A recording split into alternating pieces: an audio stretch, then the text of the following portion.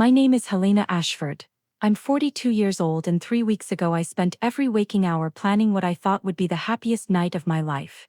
My son's engagement party, 70 guests, white roses everywhere because Marcus told me Celeste loved them, a string quartet, champagne that cost more per bottle than most people spend on groceries in a month. I wanted everything perfect for my only child. I walked upstairs to fix my makeup before the toast.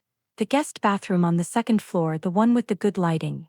I pushed open the door without knocking because it was my house, my bathroom, my life. My husband of 23 years had his hands on our son's fiancée, Richard, Celeste, against the marble sink I'd picked out myself 5 years ago, kissing like they were the only two people in the world. Her engagement ring caught the light as her fingers tangled in his salt and pepper hair. The ring Marcus had saved for 6 months to buy. I stood there, 4 seconds. Maybe 5. I counted them later in my head, over and over, trying to understand why I didn't scream or run or do anything at all. Richard's eyes opened, he saw me in the mirror. He didn't pull away, not immediately. He just stared at me with this look on his face. Irritation, not guilt, not shame, irritation like I'd interrupted something important. Celeste turned around slowly. She adjusted her dress. The red one I'd told her looked beautiful when she'd asked my opinion 2 hours earlier, and then she smiled at me. Actually smiled.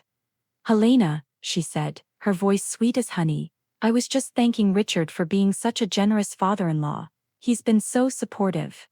My hands started shaking, my lipstick fell from my fingers and rolled across the white tile floor. The sound of it hitting the ground was so loud in my ears, I couldn't speak, couldn't breathe, couldn't do anything but stand there like a statue while downstairs 70 people waited for me to welcome them, to give the speech I'd practiced in front of my mirror that morning. Richard stepped forward. He straightened his tie. The navy one I'd bought him for Christmas. He leaned close to my ear and whispered, "Don't make a scene, not tonight."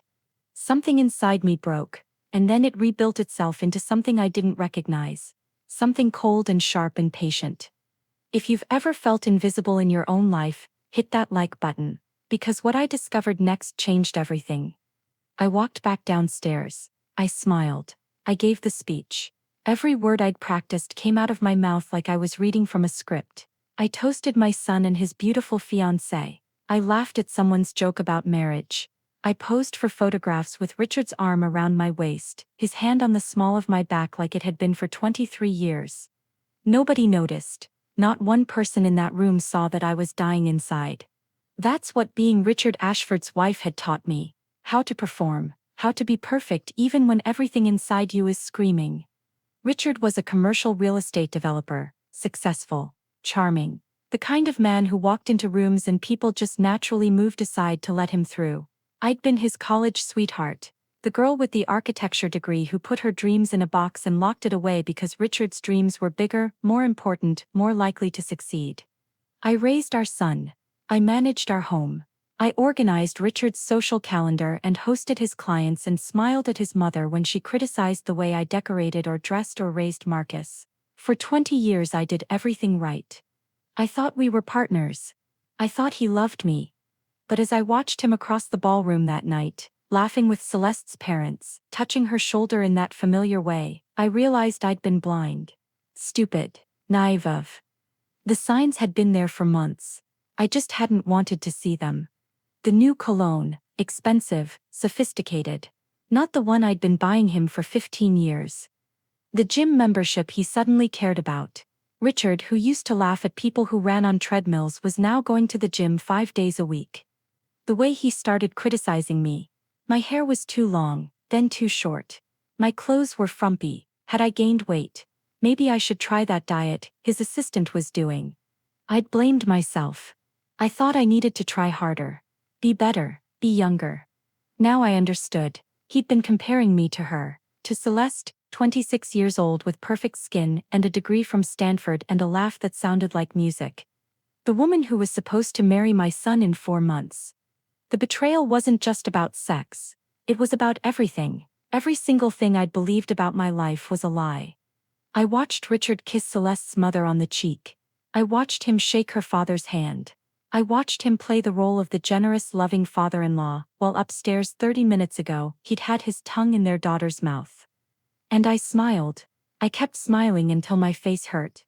At midnight, after the last guest left, after Marcus hugged me and told me the party was perfect, after Celeste kissed my cheek and thanked me for everything, I went upstairs to our bedroom. Richard didn't come home that night. He walked in at 3 in the morning. I was sitting in the kitchen, still wearing my party dress.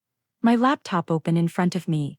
I'd been staring at the screen for hours, not really seeing anything, just trying to make sense of what had happened.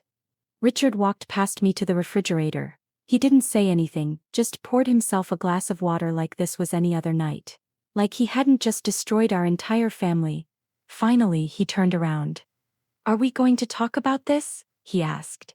His tone was casual, like we were discussing what to have for dinner. I looked at him, really looked at him, and I saw a stranger. This man I'd shared a bed with for 23 years. This man I'd given up my dreams for. This man who'd promised to love me forever. "How long?" I asked.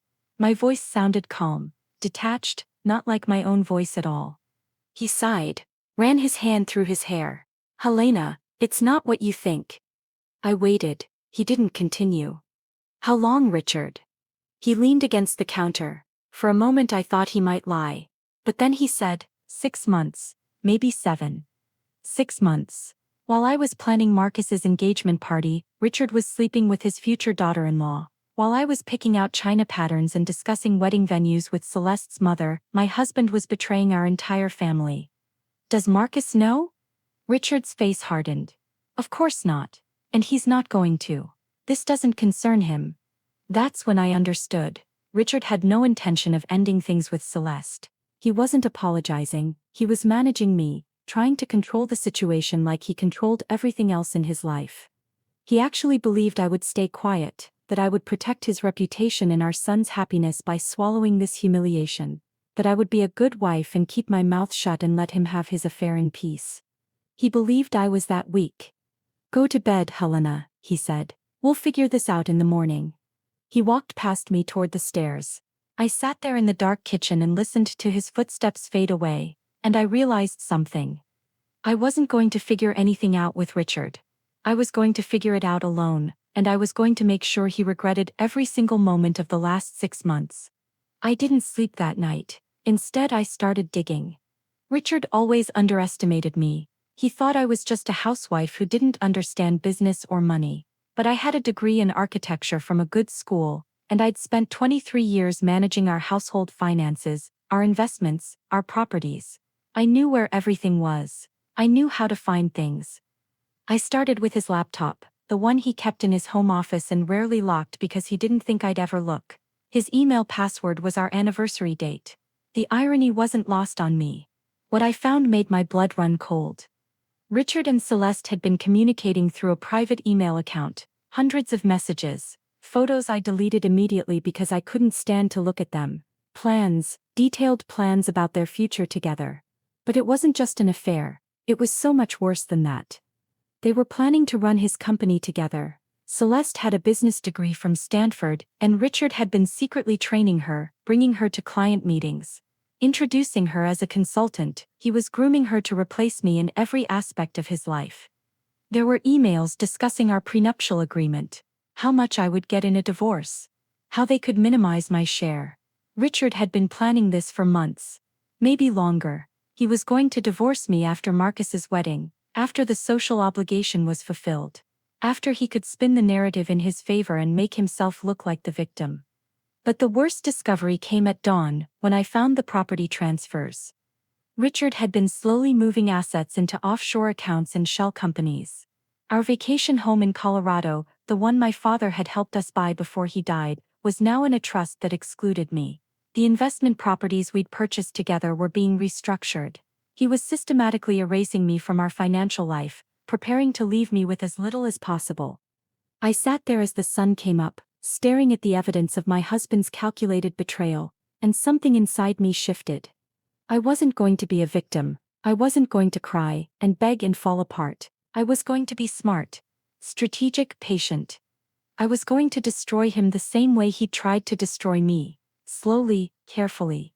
Completely. I printed everything. Every email, every document, every transaction. I saved it all to 3 different flash drives and hid them in places Richard would never think to look. And then I made a phone call. Miranda Chen had been my college roommate. The friend who'd stood beside me at my wedding and told me I looked beautiful. The friend who'd become a divorce attorney after her own messy separation 10 years ago. We had lunch once a month and she'd always told me the same thing. Helena, if you ever need me professionally, I'm here. I never thought I would. I met her at her downtown office on Monday morning. Richard thought I was meeting my book club. I was carrying a flash drive with every email, every document, every transaction I'd found. Miranda listened without interrupting as I explained everything. The affair, the planning, the asset hiding. When I finished, she leaned back in her chair and smiled. It wasn't a kind smile, it was the smile of a predator who just spotted prey. Helena, your husband is an idiot, she said. I almost laughed. Almost. He's been sloppy. These transfers can be challenged. The prenup has loopholes he clearly didn't read carefully. And the affair with your son's fiancée. That's not just morally reprehensible. It's leverage. She explained that Washington was a community property state, that Richard's attempts to hide assets could actually work in my favor, that judges didn't look kindly on wealthy men who tried to cheat their wives out of what they were owed. But here's what we're going to do, Miranda continued. We're not going to rush. We're going to be strategic. You're going to go home and act normal. You're going to smile and play the perfect wife while I build an airtight case. And when we're ready, we're going to destroy him. For the first time in days, I felt something other than pain. I felt power. Miranda started making notes. I'll hire a forensic accountant. We'll trace every hidden asset. We'll document everything. And we'll wait for the perfect moment to file. How long? I asked. A few weeks. Maybe a month. However long it takes to make sure we don't miss anything. I nodded. A few weeks. I could do that. I could pretend for a few weeks. One more thing, Miranda said. She looked at me carefully. This is going to hurt. Pretending everything's fine while you know the truth. Are you sure you can do it? I thought about Richard's face when he'd looked at me in that bathroom mirror. The irritation, the lack of guilt, the way he'd told me not to make a scene. Yes, I said. I can do it. The next 3 weeks were the hardest of my life. I went home and pretended nothing was wrong. I cooked Richard's favorite meals. Pot roast on Tuesdays. Salmon on Fridays. I attended his business dinners and smiled at his colleagues and laughed at their jokes. I smiled at Celeste when she came over to discuss wedding plans with Marcus. Every interaction felt like swallowing glass, but Miranda's words kept me going. Be patient, be smart, don't let him know you're planning anything. Richard seemed relieved by my silence. He probably thought I was too scared to leave him, too dependent, too weak. He started staying out later, not even bothering to make excuses anymore. Sometimes I would hear him on the phone in his office, his voice low and intimate, and I knew he was talking to her. I would stand outside the door and listen, not because I wanted to torture myself, but because I needed to remember why I was doing this. Why I couldn't give up or give in or forgive. Marcus was completely oblivious. He was so happy, so excited about his future with Celeste. It broke my heart to watch him knowing what I knew, but I couldn't tell him yet, not until I had everything in place.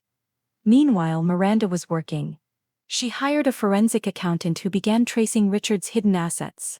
She filed preliminary paperwork under seal so Richard wouldn't be notified. She contacted my father's estate attorney about the Colorado property, building a case that Richard had fraudulently transferred it without my consent. And then she found something else, something that would change everything. Celeste wasn't just having an affair with Richard. She'd done this before. At her previous job in San Francisco, she'd been fired for having an inappropriate relationship with her married boss. A man 20 years older than her. A wealthy man. Miranda found the HR complaint. The settlement agreement. Everything. Celeste was a pattern predator. She targeted older wealthy men, and Richard was just her latest mark. When Miranda showed me the evidence, I felt a strange sense of vindication. This wasn't about me being inadequate or old or boring. This wasn't about me not being enough. This was about 2 morally bankrupt people who deserved each other. We're ready, Miranda said. When do you want to do this? I thought about it. Marcus's birthday was in 2 weeks. We always celebrated at the same restaurant. The expensive one downtown where Richard had proposed to me 24 years ago. His birthday dinner, I said. It'll be perfect. Miranda smiled. You're learning. I arrived at the restaurant early. I'd called ahead and asked the manager for a specific favor. I wanted the corner table, the one with the view of the city, and I wanted the staff to hold all service until I gave them a signal. I paid them well for their discretion. When everyone arrived, Richard was in a good mood. He ordered expensive wine without looking at the price. He was playing the generous father, the loving husband, the perfect family man. Celeste sat next to him, not next to Marcus, next to Richard. Her hand occasionally brushed his under the table. They thought they were being subtle. They thought they were being subtle. They thought nobody noticed. I noticed everything. Marcus was talking about the wedding, about the honeymoon they were planning in Italy, about the house they wanted to buy. He was so happy, so innocent, so completely unaware that his fiancée and his father were destroying his life. I let him talk. I smiled and nodded, and waited for the perfect moment. The waiter brought our appetizers. That was my signal. I reached into my purse and pulled out a manila envelope. I placed it on the table in front of Richard. What's this? He asked. His smile faltered. Open it, I said. My voice was calm, steady. Richard's face went pale as he pulled out the first document, a divorce petition, already filed, already on record. Then came the photographs. Richard and Celeste, leaving a hotel together, entering his downtown apartment, the one I wasn't supposed to know about, kissing in his car in a parking garage. Marcus grabbed one of the photos. His face was confused. Mom, what is this? I looked at my son. My heart was breaking for him, but he needed to hear the truth. Your father has been having an affair with Celeste for 7 months. I caught them together at your engagement party. The silence that followed was deafening. Marcus stared at the photo in his hand, then at Celeste, then at Richard. Tell me this isn't true, he said. His voice was barely a whisper. Richard started to speak, but Celeste cut him off. She stood up, her chair scraped loudly against the floor. Marcus, it's not what it looks like. Your mother is jealous and bitter. She's been trying to sabotage us from the beginning. I had to give her credit. She was a good liar. But I was better prepared. I pulled out the second envelope and slid it across to Marcus. These are emails between your father and Celeste, discussing their plans to run his company together after our divorce. There are also documents showing how your father has been hiding our assets, trying to leave me with nothing. I pulled out a final document. And this is Celeste's HR file from her previous employer, showing she was fired for having an affair with her married boss. You're not the first young man she's deceived, Marcus. You're just the most convenient. The color drained from Celeste's face. Richard finally found his voice. Helena, you're making a scene. We can discuss this privately. I stood up. I gathered my things.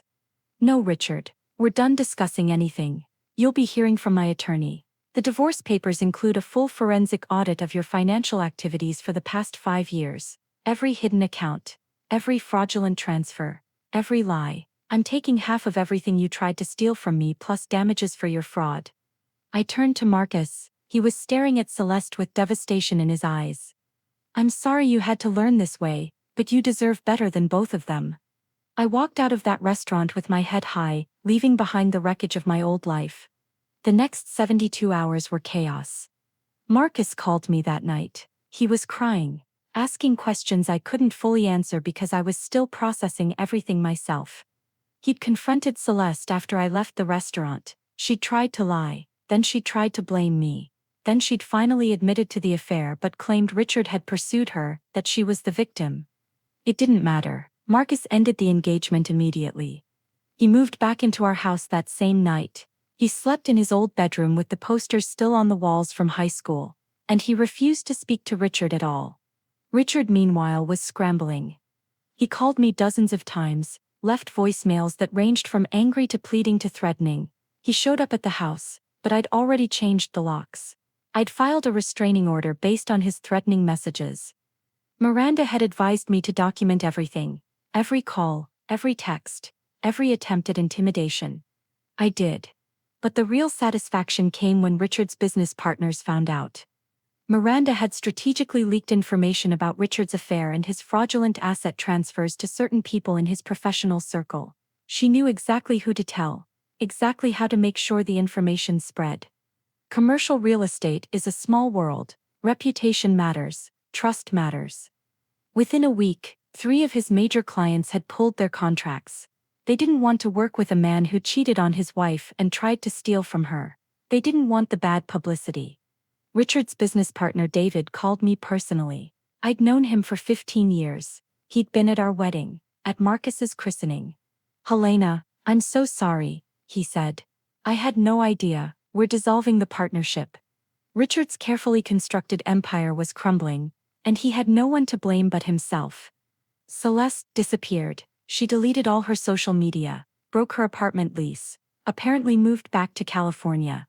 I heard through mutual acquaintances that her parents were humiliated, that they'd cut her off financially, that she was living with her sister and looking for work. The wedding venue, the caterers, the florist. I had to cancel everything, but I didn't feel embarrassed. I felt relieved. The truth was out, and I was no longer carrying the weight of Richard's lies. The divorce took 4 months to finalize, but it was worth the wait. Miranda's forensic accountant had uncovered everything: offshore accounts in the Cayman Islands, shell companies in Delaware, property transfers that violated our prenuptial agreement. Richard had tried to hide approximately $3 million in assets. He'd thought I was too naive to find them. He was wrong. The judge was not sympathetic to Richard's case. Adultery, fraud, and attempted financial manipulation don't play well in family court, especially when the evidence is overwhelming. I was awarded 60% of our marital assets, including the family home, the Colorado property that my father had helped purchase, a significant portion of Richard's business holdings. The prenuptial agreement, which Richard had thought would protect him, actually worked in my favor, because he'd violated its terms by hiding assets and committing fraud. Richard was also ordered to pay my attorney fees. They were substantial, and he had to provide spousal support for 5 years. But the money wasn't the real victory. The real victory was watching Richard's face when the judge read the settlement terms. He'd expected to walk away with most of his wealth intact. Expected to start his new life with Celeste with minimal consequences. Instead, he was financially devastated, professionally ruined, and completely alone. Celeste had abandoned him the moment his money problems became public. She'd never loved him. She'd loved what he could provide. And when that disappeared, so did she. Richard tried to speak to me after the final hearing, but I walked past him without acknowledgement. He was nothing to me now, just a mistake I'd spent too many years making. Marcus was slowly healing. He'd started therapy, processing his anger and betrayal. He told me he felt guilty for not seeing the signs, for bringing Celeste into our lives. I reminded him that he was a victim too, that Richard and Celeste had manipulated all of us. Our relationship grew stronger through the pain. He saw me differently now, not just as his mother, but as a woman who'd survived something terrible and come out stronger. 6 months after the divorce was finalized, I stood in my new art studio looking out at the Seattle skyline. I'd sold the family home, too many painful memories, too many ghosts. I bought a modern loft in the city with huge windows and exposed brick walls. It was smaller than the house. But it was mine, completely mine. For the first time in 23 years I was living for myself. I'd returned to architecture, the passion I'd abandoned to support Richard's dreams. I started taking classes, updating my skills, networking with old colleagues who remembered me from before I became Richard Ashford's wife. Within 3 months I'd landed a consulting position with a sustainable design firm. The work was challenging, creative, everything I'd missed. I also started painting again, something I hadn't done since college. My therapist had suggested it as a way to process my emotions, and I discovered I was actually good at it. My loft walls were covered with abstract pieces in dark blues and silvers, visual representations of my journey from pain to power. Marcus visited often. He'd started dating someone new, a kind woman named Sophia who worked as a teacher. She had no interest in money or status. She just loved my son for who he was. Watching him with her, seeing him laugh and relax, made me believe that good things could come from terrible experiences. He told me he was grateful for what I'd done, for exposing the truth before he married Celeste, for showing him what real strength looked like. As for Richard, I heard updates occasionally through mutual acquaintances. His business never recovered. He'd had to sell most of his assets to pay his debts and legal fees. He was living in a small apartment, working for someone else's firm, a dramatic fall from his previous life. I felt no satisfaction in his suffering, but I felt no sympathy either. He'd made his choices, and he was living with the consequences. Celeste had apparently moved to New York. She was engaged to another older wealthy man. Some people never learn. But I had learned. I learned that I was stronger than I ever imagined. I learned that betrayal, while devastating, doesn't have to be the end of your story. I learned that revenge doesn't always mean destruction. Sometimes it means building something better from the ruins of what was broken. I learned that at 43 years old I could start over and create a life that was authentically mine. One evening I was at a gallery opening for a local artist. Someone approached me. His name was Thomas, a divorced architect in his late 40s with kind eyes and an easy smile. We talked about design and art and second chances. He asked for my number, and I gave it to him, surprising myself. I wasn't looking for love or validation from another man, but I was open to connection, to possibility, to whatever came next. As I walked home that night through the city streets, I thought about the woman I'd been, the one who stood frozen in that bathroom watching her life shatter. She felt like a different person now, someone I barely recognized. I'd been broken down to my foundation, and I'd rebuilt myself into something stronger, something that couldn't be destroyed by someone else's cruelty. The best revenge wasn't Richard's financial ruin or public humiliation. The best revenge was my happiness, my freedom, my refusal to let his betrayal define me. I'd taken back my power, my voice, my life. And I was never giving it away again. If this story resonated with you, if you've ever had to rebuild yourself after betrayal, share this with someone who needs to hear it. Drop a comment telling me what you would have done in my situation. And remember, you're stronger than you think, and your story isn't over. Subscribe for more stories of survival, strength, and second chances.